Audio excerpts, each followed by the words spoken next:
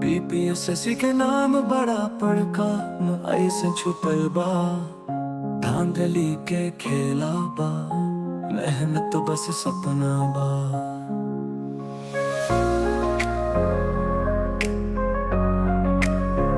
रात भर जाग के पढ़ल कर, सपनों में अवसर बनल कर। लेकिन यहाँ तो पैसा के बोल बाला, मेहनत के मोल बखाली हवाला।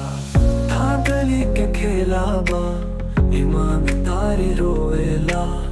धांधली के खेला, सपना टूटल बा। गरीब के मेहनत अब मिट्टी हो गईल बा।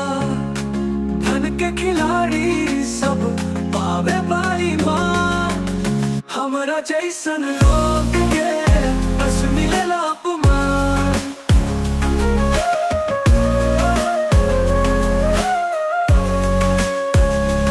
पेपर लीक के बाहर गली में चर्चा, भरोसा उठ गईल टूटल बाइचा। न्याय के बात अब केहू न माने, धन के बिना केहू कहाँ पहचाने।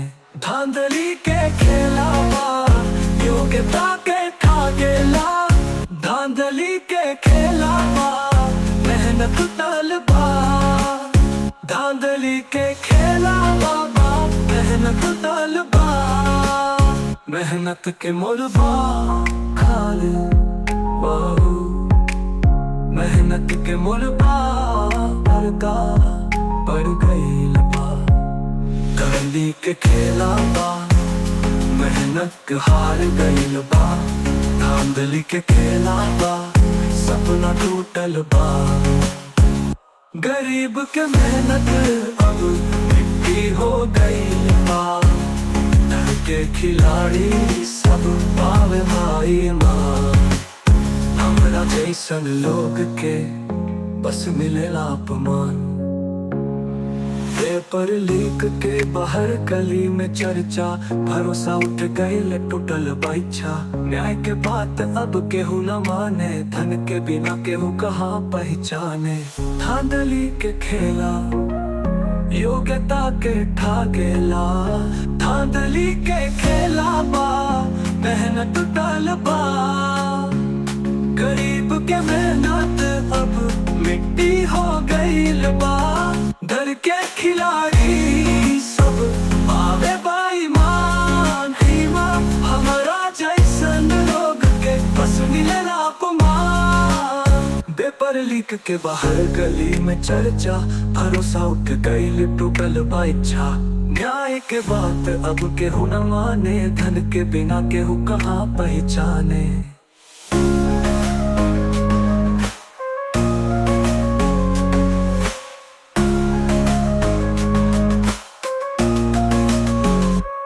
सरकारी कुर्सी था बिकाऊ, सच बोलब तो कह दूर जाओ। पढ़ाई लिखाई के बनल मजाक, भ्रष्टाचार के ड्रम का चलत बा धमाक। धांधली के खेला बा, मेहनत हार गईल बा।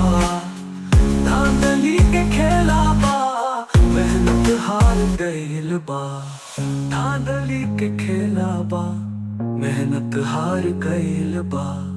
धांधली के खेला बा, मेहनत हार गईल बा।